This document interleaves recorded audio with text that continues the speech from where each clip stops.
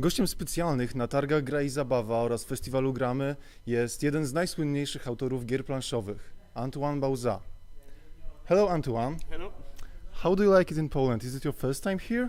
In fact, it's my second time here, but first time was just with family, no gaming at all. So it's my first time in a gaming convention and my second time in Poland. How do you like festival? I think it's really nice. You know, it's just the good size, not too small, not too big. Gamers and families, so a lot of different gaming people. So I like it so far. How would you compare it with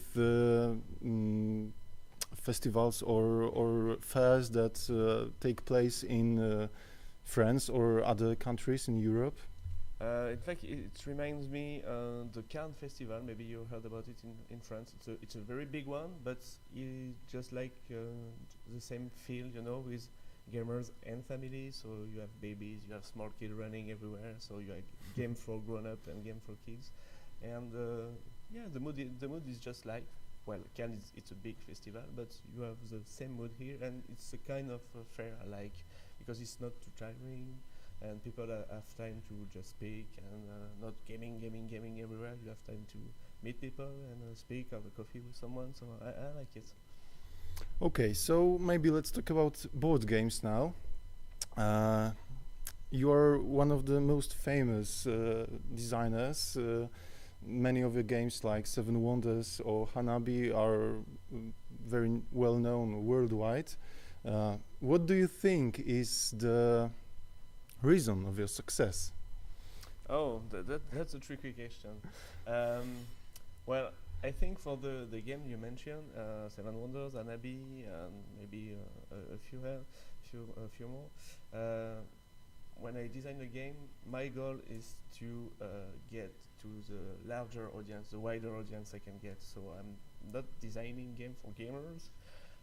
I try to have games so you can play with gamers, but you can play with your family, maybe with your grandmother, maybe with your son. So the success of Seven Wonders and Hanabi, I think, are related to that, because those games you can play with gamer. Okay, you can find them interesting if you are a group of hardcore gamer, because there are strategy and you can make a meaningful decision. But you can play them lightly, you know, just playing with your kid, and it's always fun to building a city and to having a wonder build. So the two kind of very different players can enjoy the game, and I think that's a major reason why these two games are going so well now. Okay, your games are mainly concerning themes like culture, like Far West culture, Japan, like Tokaido. I read in one of your interviews, correct me if I'm wrong, that you studied computer science and chemistry. Is that right? Yeah, it's right. I spent many years at the university, at the high school, but I wanted to work in the video game industry. That's why I graduated in computer science to make video game after that. But it's a tough industry, as there are so few jobs if you want to have a creative job, a creative part. And I wanted to bring my own project to the industry, but it's very hard to do that. So that's why I just put aside the video games and starting to design my own board game. Because you can do that at your home, in your cellar, or whenever you want. You just need a computer, a pair of scissors, maybe some glue, but you can do it on your own. So that's why I went from video game industry to board game industry, because you can do it yourself, which is very convenient. Yes, I see, but do you have an idea, or did you ever have, or maybe you have already some plans to create a game that concerns science or technology, or that is more modern theme? You mean as a topic for a game? Yes, science or technology as a topic for a game, yeah. I don't think so, because I think it's boring. But I like to design some sci-fi theme, because it's technology related, and sci-fi is cool. But yeah, science is just boring for playing. So no, I don't think so.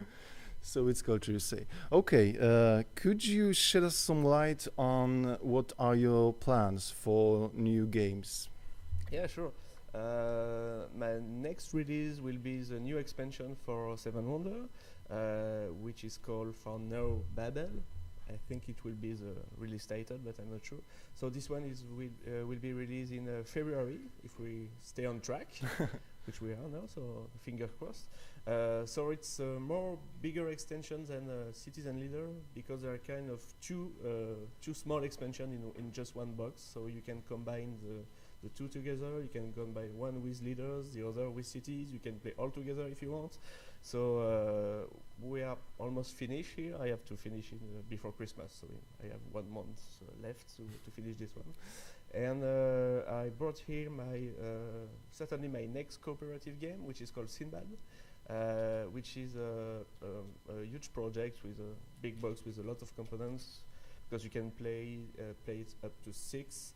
And in 1 hour, 1 hour and a half. So it's my next big project. I've been working for this one for 4 years now, and it's not done yet. So I think I have 1 good year of work on this one.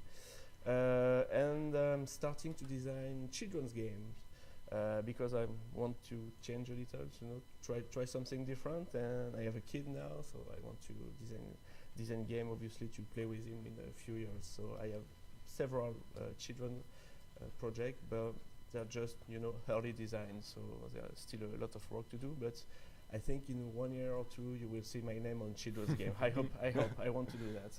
That will be an interesting change, I think.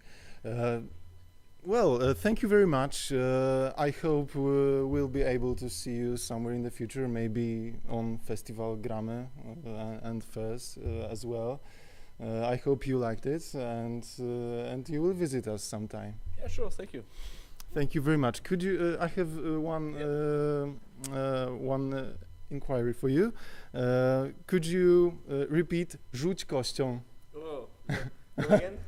Rzuć Kością. Kością. This is the name of our channel on YouTube and our Rzuć Kością. Oh, it's so hard to speak Polish for me. Rzuć Kością.